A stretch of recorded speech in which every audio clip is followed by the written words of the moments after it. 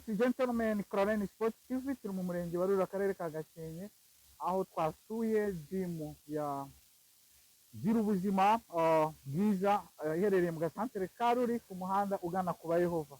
So nkuko mubibona rero tugeze ku gipangu cyayo aho tugiye natwe gukora akajimu k'umugoroba nkuko twari twagiye mu murenge wa Ruli kugira ngo dutembere turuhukireyo.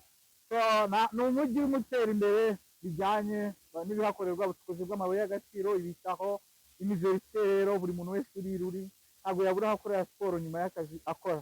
So nkuko mubireba rero ku byapa hariya kugira ngo murabibona, Crane Sport TV yahaje kugira ngo ibibereke. Hari gym, hari massage, shebeti. So twinjiyemo rero nka Crane Sport TV tugiye kwirebera muri rusange ni izihe serivisi bafite. Iki ni igipangu bakoreramo nkuko mubibona. So Gira ubuzima hamwe na gym beti murenge wa Ruli agasantere ka Ruli.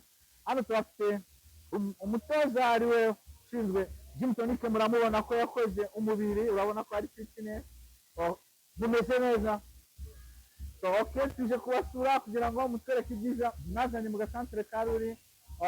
Nyuma y'uko iterambere rihari, hari ibintu byose bitandukanye mwatekereje no kuri gym kuko twabonye ku cyapa hari na massage. So mwatwereka rero iyo service ijyanye na gym. Murakoze cyane. So Crane Sport TV turi mu murenge wa Ruli mu gasantere kaho. Turabona ko abantu harimo amagare ya so nkuko muri kuyareba, hazimo n'abantu bariho bakora, abona ko niko guri fiti. Urabona ko buri kintu cyose bari guteganije. Turabonamo umusore hariya uriho akora ibijyanye no gukora amaboko, amaguru, byose birimo kandi ngira ngo murabireba. Crane Sport TV rero nta kintu kitazabagezaho. Urabona ko waje mu gasantere ka Ruli ushobora gukora siporo ukananura umubiri wawe, turakukora mu birombe by'agaciro, ukaza nyuma y'imirimo itandukanye urumbuye cyangwa se umukozi ukaza kuruhura umubiri wawe kugira ngo uzasibanire ubuzima bwiza. Urabona amagare arimo barakoresha wa mutoza turi kumwe, urabona ko ameze neza cyane nk'uko uri kubona. urabona inkumi hariya nayo iri kuri tapirura ishaka gukora amaboko. urabona ko bafite ibikoresho byabugenewe kwitwa gukora igituza. urabona ko bafite amaritere manini ashobora gufata ikintu. ku basore n'inkumi rero bo mu murenge wa Ruli cyangwa abaturanyi babo, abakozi b'ibitaro, abakozi b'umurenge, bababwira iki? Ruli ibintu byose birahari. ni umujyi uri kwaguka, amabare,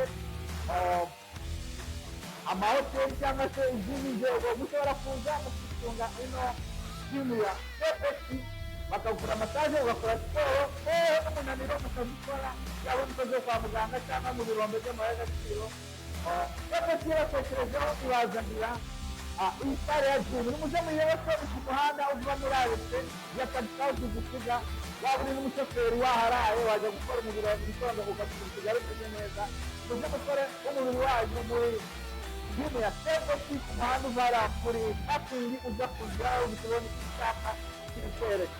Crane Sport TV rero irakwereka ibikoresho bihari kabisa muze mugire ubuzima kandi mugire imibereho myiza. mukoresha muturayikinga mukoresha bisiramu nakagaruka muri Crane Sport TV twari turi Shebeti gym i Ruli. Bye bye.